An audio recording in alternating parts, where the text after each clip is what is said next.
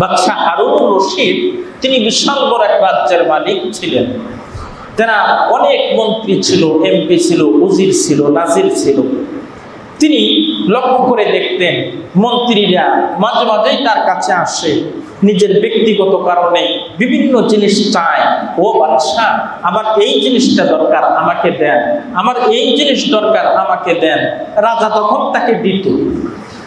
কিন্তু মন্ত্রী পরিষদের ভিতরে একজন মানুষ মন্ত্রী আছে যে কোনোদিন বাদশাহ হারুনুর রশিদের কাছে নিজের প্রয়োজন মেটানোর জন্য কিছু চাইতে আসে নাই। হারুনুর রশিদ আশ্চর্য হলেন এবং ওই লোকটারে ডাক দিলেন। দেওয়ার পর বললেন, মন্ত্রী সাহেব, সব মন্ত্রীরাই কিছু না কিছু আমার কাছে চায়, কিন্তু তুমি আজ পর্যন্ত আমার কাছে কিচ্ছু চাও নাই, কারণটা কি?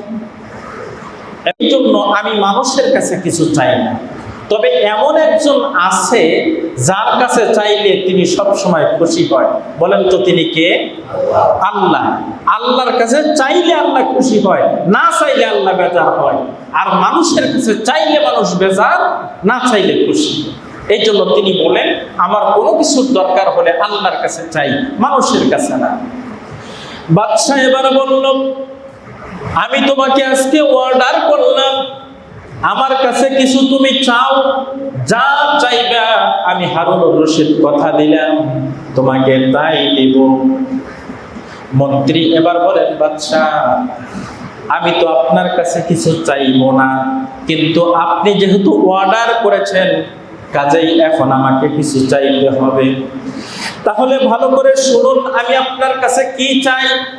আমার একটা ছেলে আছে, আমি চাই আমার ছেলেটাকে আপনি মহব্বত করেন, ভালোবাসেন। এটাই আপনার কাছে আমার চাওয়া, আর কোনো চাওয়া পাওয়া নাই।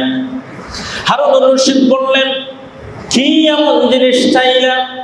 তোমার ছেলেকে আমি ভালোবাসবো, তাতে তোমার কি লাভ আর তোমার ছেলের কি লাভ? হারুনুর রশিদ এই প্রশ্ন করার পর মন্ত্রী বলেন, ও বাদশাহ নামদার, আমি তো সব সময় পৃথিবীতে থাকবো না, বয়স হয়েছে, যে কোনো মুহূর্তে পৃথিবীর থেকে বিদায় নেব। আমার একমাত্র ছেলে, আপনি যদি তারে ভালোবাসেন, আমার ছেলেকে আমার জায়গায় মন্ত্রী হিসাবে আপনি বসাতেও পারেন। 2 নাম্বার হলো, আমার ছেলেকে আপনি যদি ভালোবাসেন, আমার ছেলে যত অপরাধ করুক না কেন, আপনার ভালোবাসার কারণে শাস্তি না দিয়ে আপনি ক্ষমাও করে দিতে পারেন। এইভাবে আমার ছেলের জীবনে অনেক লাভ হবে আপনি যদি তারে ভালোবাসেন।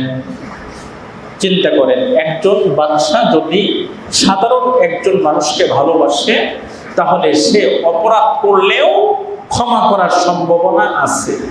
তো আপনি, আমি, আমরা মানুষ, আমাদের জীবনে কম গুনাহ করেছি, আমাদের জীবনে কম অপরাধ আছে।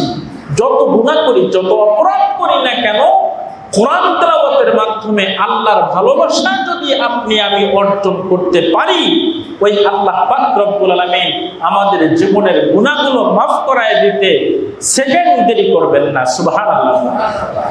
তাহলে আল্লাহর ভালোবাসা অর্জন করা দরকার আছে না নাই?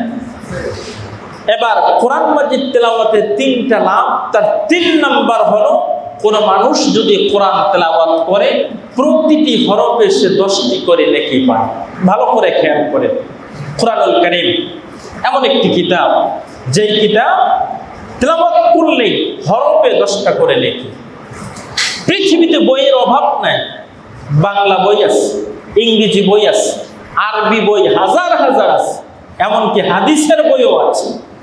আপনি যদি সারাদিন ভর বাংলা বই পড়েন, ইংরেজি বই পড়েন, কোরআন বাদ দিয়ে অন্য বই পড়েন, অন্য কিতাব পড়েন, একটা নেকি হবে কি হবে না সন্দেহ আছে।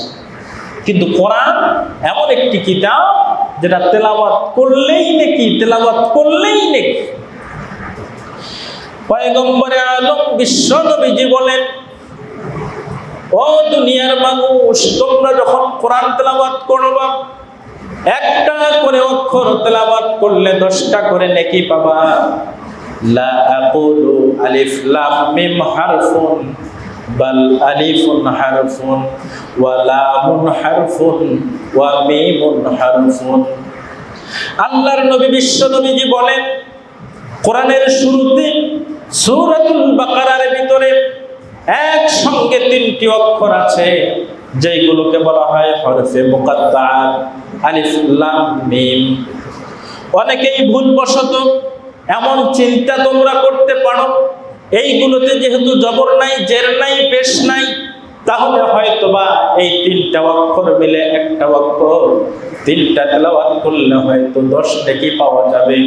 নবীজি তাফসীর করে ব্যাখ্যা বিশ্লেষণ করে ভেঙে দিলেন যে না, লা আকুলু আলিফ লাম মিম হারফুন, আমি তোমাদেরকে এটা কখনো বলি না আলিফ লাম মিম 3টা মিলে একটা অক্ষর।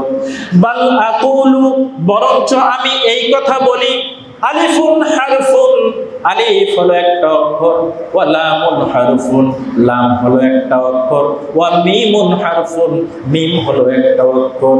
কোন মানুষ যদি একসঙ্গে আলিফ লাম মিম উচ্চারণ করে, আল্লাহর নবী বিশ্ব নবীর ভাষ্য মতে ওই লোকটার সঙ্গে সঙ্গে 30টা নেকির মালিক হয়ে যায়। আমরা মাঝে মাঝে আল্লাহ বলি না, আল্লাহ লিখতে গেলে 5টা অক্ষর লাগে। কোরআনের ভিতরে অনেক জায়গায় আল্লাহ শব্দ আছে। যখন আমরা আল্লাহর নাম উচ্চারণ করি, 5টা অক্ষর কোরআন থেকে উচ্চারণ হয়ে যায়, সঙ্গে সঙ্গে আমাদের আমলনামায় 50টা নেকি লিখে দেওয়া হয়। সুবহানাল্লাহ।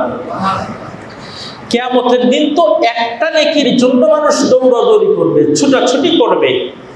বাবা সন্তানের কাছে যাবে, একটা নেকি বাবাকে দিতে হবে